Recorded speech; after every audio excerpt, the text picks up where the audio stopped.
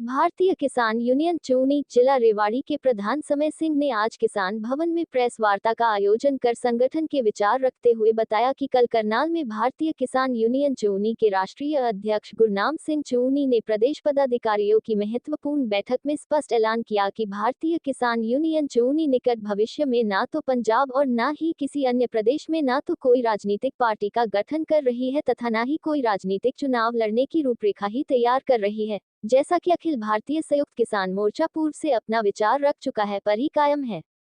गुरनाम सिंह चूनी के पंजाब में व्यापारियों के एक सेमिनार में भाग लिए जाने पर उत्पन्न हुई गलतफहमी की स्थिति के संशय को पूरी तरह से साफ कर दिया गया है। साथ ही एक राजनीतिक दल की सह प्रवक्ता वंदना पोपली की किसानों एवं किसान नेताओं के प्रति की गई अनर्गल टिप्पणी को जिला प्रधान समय ने एक घटिया नकारात्मक सोच बताते हुए उस टिप्पणी की भर्त्सना करते हुए कड़े शब्दों में निंदा की। और आज का प्रोग्राम ये है जी, अब जो गुरनाम सिंह चूनी के बारे में जो अफवाह चल रही थी 2-3 दिन वीडियो में, तो हमारी करनाल मीटिंग थी। तो मीटिंग में हमने 22 प्रधान थे जो पूरे हरियाणा के, उन्होंने इस बात के ऊपर डिस्कस करी। गुरनाम सिंह जी भी वहाँ थे। तो उन्होंने कहा कि मैं पंजाब में किसी सेमिनार में गया था व्यापारियों के में, और व्यापारियों ने क्या किया कि वहाँ जोश में आके नारे लगा दिए हमारा मुख्यमंत्री गुरनाम सिंह। जबकि मैं आपको बताना चाहता हूँ, गुरनाम सिंह नहीं तो कोई पार्टी बनाएगा, नहीं कोई चुनाव लड़ेगा। हमने कोई चुनाव नहीं लड़ना। जब लग ये किसान आंदोलन चल रहा है, इतने कोई पंची का भी चुनाव नहीं लड़ेगा। एमएलए एमपी तो दूसरी है। हमने तो हरियाणा में भी चुनाव बहुत दूर है, यूपी में पंजाब में चुनाव है। पंजाब के माए हमने बढ़िया कैंडिडेटों को जो बीजेपी को हरा सके उसकी मदद करनी है। हम यूपी में भी हम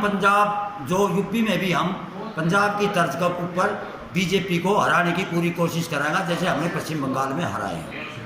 और दूसरी बात यह है, पार्टी तो पहले बहुत बढ़ रही है।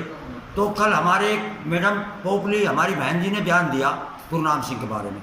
मैं बहन जी आपको एक बात बताना चाहता हूँ, ऐसे बयानों से बचो। सोनाली फोगाट भी ऐसे बयान देती थी। ऐसे बयान देने ठीक नहीं है किसानों के प्रति। हमारे 600 किसान शहीद हो गए, आपने एक बयान नहीं दिया। ये बीजेपी पार्टी है मैडम, यहाँ बाहर से आए हुए आदमियों को कोई महत्व नहीं देते। यहाँ सिर्फ संघ की, आरएसएस की और बीजेपी की चलती है। क्योंकि राव इंद्रजीत सिंह दक्षिणी हरियाणा का सबसे बड़ा नेता कांग्रेस को छोड़ के बीजेपी में गया था, वो राज्य मंत्री रख दिया। बीजेपी मारेगी भी और होने भी नहीं देगी। हमारे यहाँ अरविंद यादव है डॉक्टर, वो 40 साल थे, जा उसको 3-3 पद दे दिया, कैबिनेट का पद भी दे दिया चेयरमैन बना के, उसको रोहतक जिले का प्रभारी बना दिया, पंचायत संगठन में टॉप 10 में ले दिया। वंदना जी आप सह प्रभारी रहोगी। हमारे जगदीश जी भी गए थे। और राजेश भाई, हमारे किसानों की जो कोई मदद करेगा, किसानों की आवाज़ उठाएगा, चाहे वो आम आदमी पार्टी हो, चाहे कांग्रेस हो, चाहे इनेलो हो, हम उनकी उसमें भी जाएंगे और वो हमको सपोर्ट करेंगे तो हम उनको भी सपोर्ट करेंगे। हमारा मकसद है बीजेपी जेजेपी को हराना। और 2 महीने के बाद भगदड़ शुरू होगी। जो कांग्रेस से गए थे वो वापस कांग्रेस में आएंगे, जो जेजेपी में गए थे वो वापस इनेलो में आएंगे। यही बात है। 15 अगस्त की तैयारी हमें किसानों के लिए, क्योंकि बीजेपी तिरंगा यात्रा फहरा रही है। अरे बीजेपी को तो तिरंगा से प्यार ही नहीं था। नागपुर पे इन्हें तिरंगा का झंडा नहीं लिखा, टकवाया। आज ये झंडा तिरंगा यात्रा काट रही है। इनका मनसूबा था किसानों को आपस में लड़वाना। और बीजेपी की तिरंगी यात्रा में एक भी किसान नहीं था। सारे बीजेपी के पदाधिकारी थे, बीजेपी के नुमाइंदे थे। हमारी इसकी आवाज़ में किसानों ने सोची कि गांव में जाएंगे, किसान आपस में झगड़ा करेंगे। हम भी तिरंगा अगर यात्रा निकाले 15 अगस्त को, हमारे योगेंद्र यादव जी 14 तारीख को लेके मिट्टी पानी वहाँ खेड़ा बॉर्डर पे जाएंगे। हमारे सीनियर नेता कामरेड राज सिंह लहना मनाएंगे। हमारे रामकिशन महलावत जी वहाँ भी खेड़ा बॉर्डर मनाएंगे।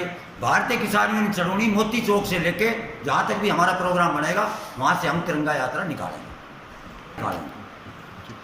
15 अगस्त का हम मोती चौक पर इकट्ठा होंगे। मोती चौक से तिरंगा यात्रा हमारी मोटरसाइकिलों की चलेगी और वो किसान भवन में आके यहाँ रुकेगी। हम किसान भवन तक आएंगे क्योंकि ये किसानों का भवन है।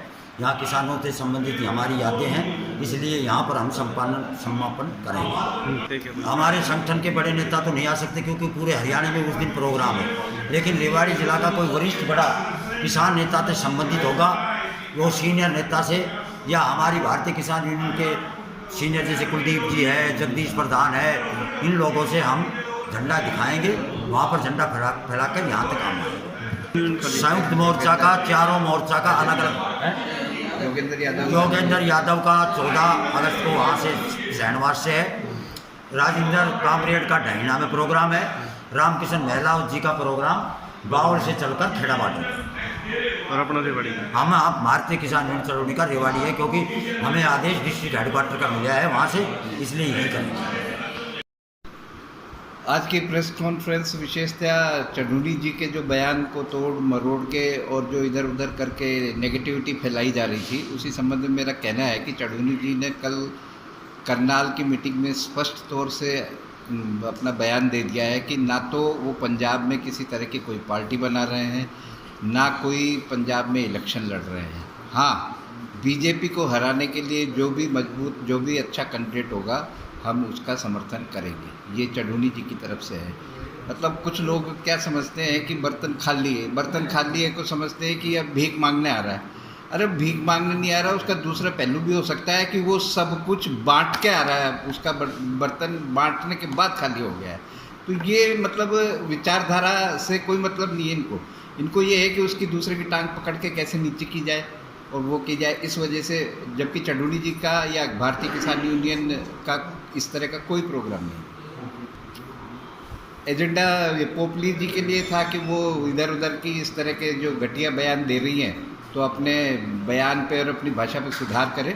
अभी बहुत लंबा टाइम पड़ा है राजनीति करने के लिए, कम से कम किसानों के लिए या किसान से संबंधित व्यक्तियों के लिए तो इस तरह की बात नहीं करें।